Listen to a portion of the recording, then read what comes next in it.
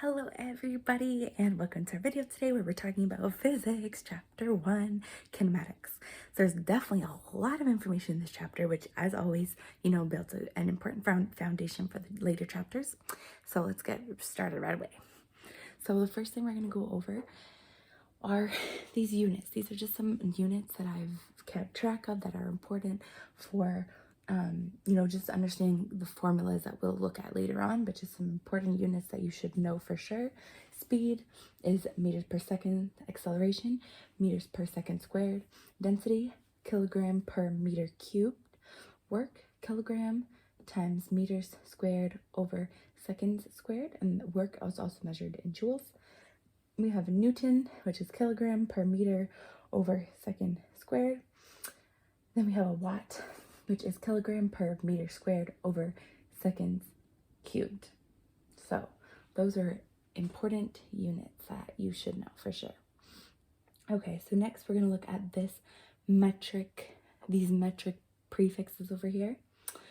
So pico is 10 to the negative 12, nano 10 to the negative 9, micro 10 to the negative 6, milli 10 to the negative 3, centi 10 to the negative 2, kilo 10 to the third, mega 10 to the 6, and giga 10 to the 9. So I know I'm going over these first things kind of quickly. That's because it's just straight things you need to memorize.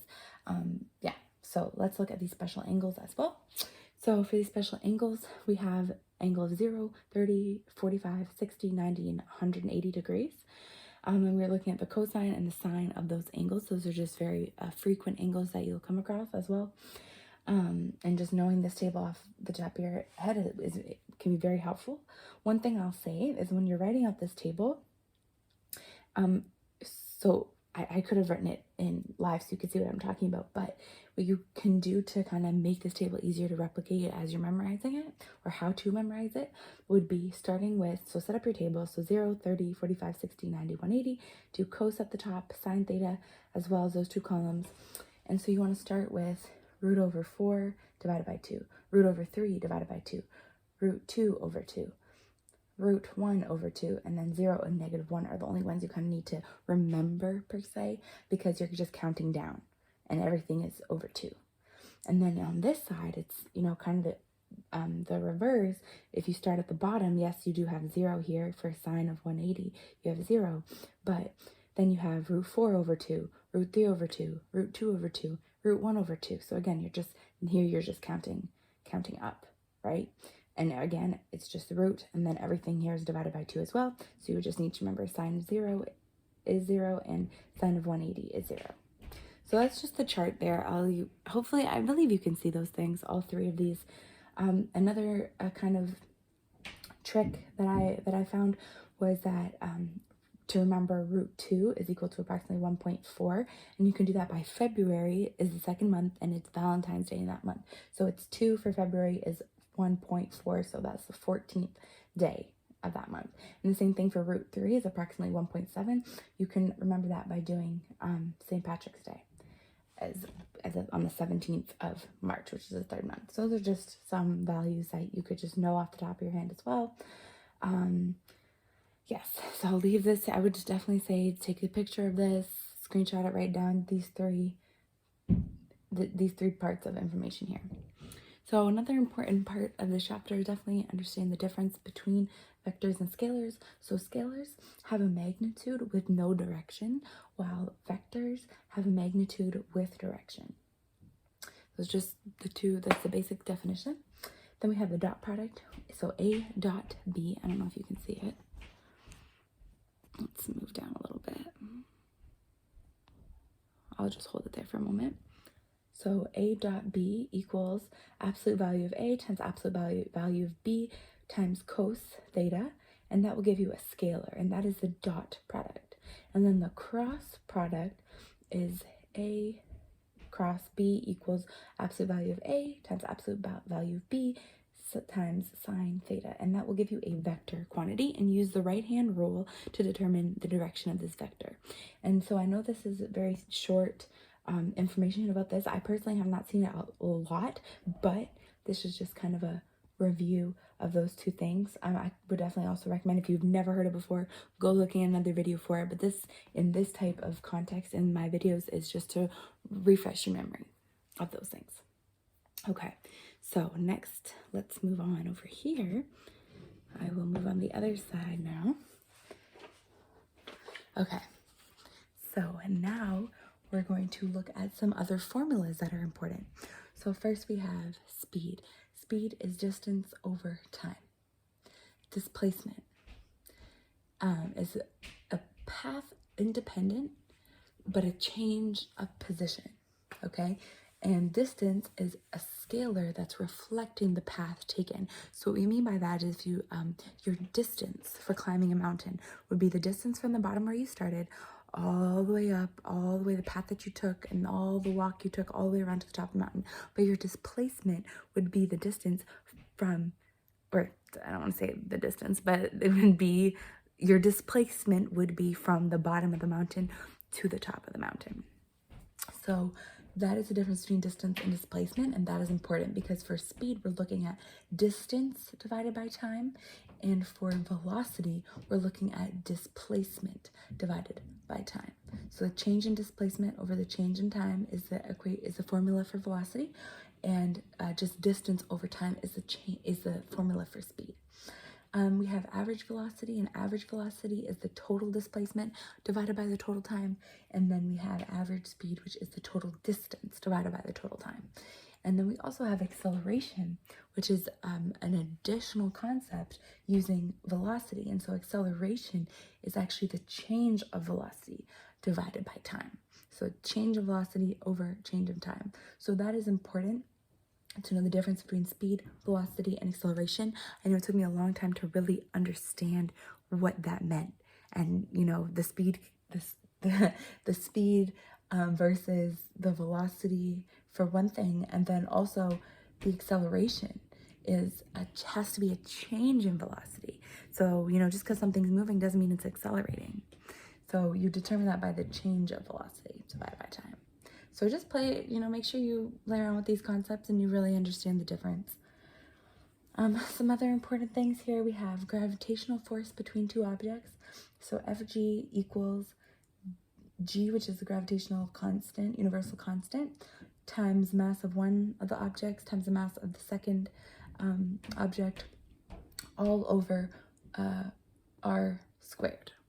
So we don't always see that. A lot of the time, you know, we just see Fg equals mg, mass times gravity, because we just say that, you know, our gravitational force when we're talking about Earth is 9.8, which can be approximated to 10 a lot of the time when we're doing these calculations.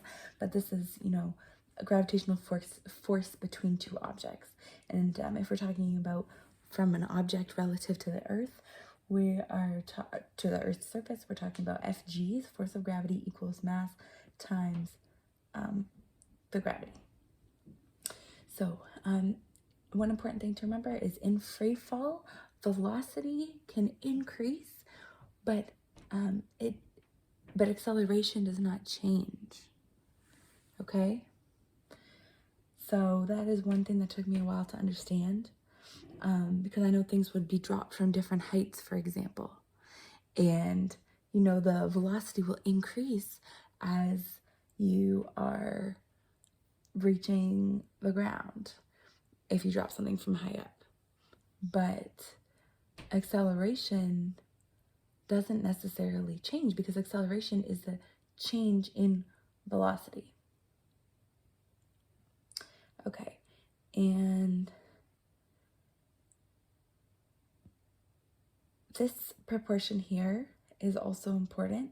So we have the height is proportional to the time squared. You'll definitely see this concept in a lot of word problems and things like that.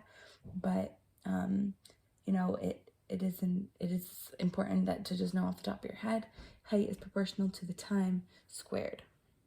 That something drops. Says, oh, if we increase, you know, the height, how much faster, or, you know, at what time does this thing hit the ground? And this is the relationship here.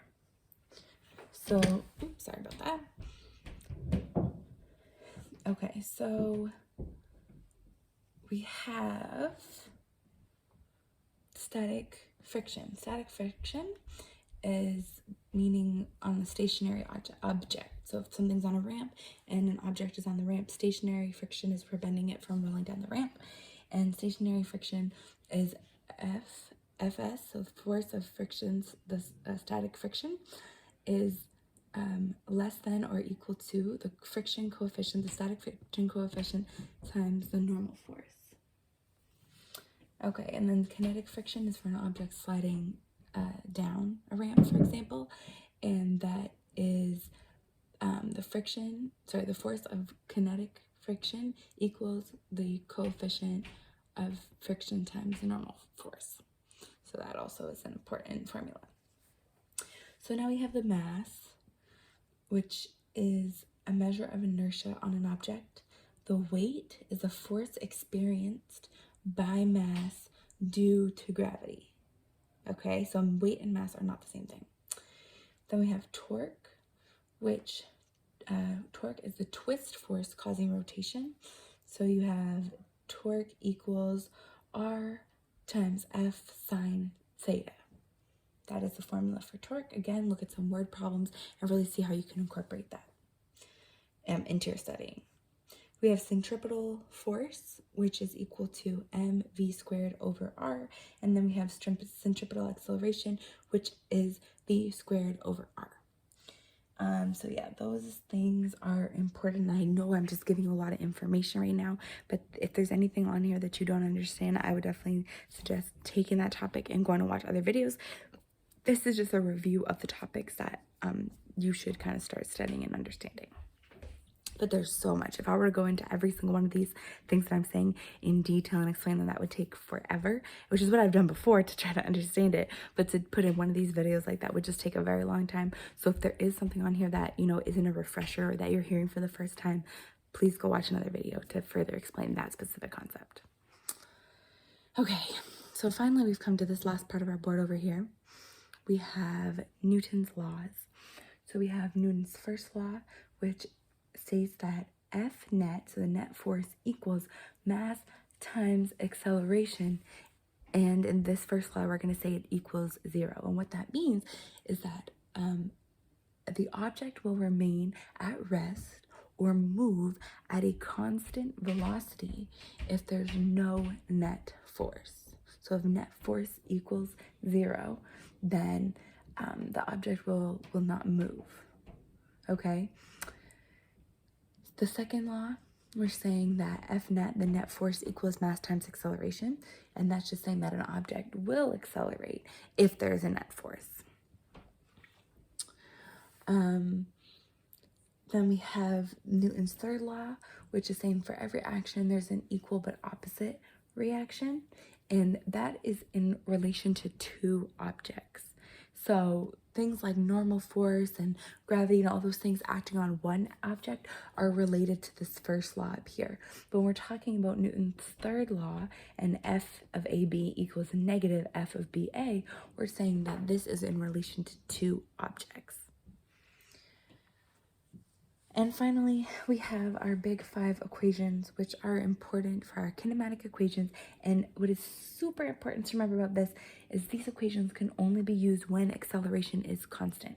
So distance equals 1/2 times v naught plus v in brackets times t. This is the equation that you use if you're missing acceleration.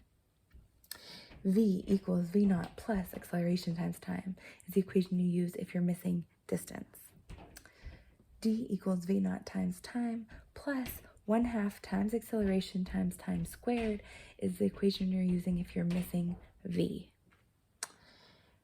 The fourth equation, D equals v times t minus 1/2 acceleration times t squared. That's what you use if you're missing v naught. V squared equals v naught squared plus 2AD. That is what you use if you're missing T. So, as I said, I know there's a lot of information in the chapter and on this board. So, you know, just take the concepts, see if there's anything you need to understand a little bit better, and then we will see you in our next video. Keep studying. I know it's a lot, but we can do this. So, I'll see you soon.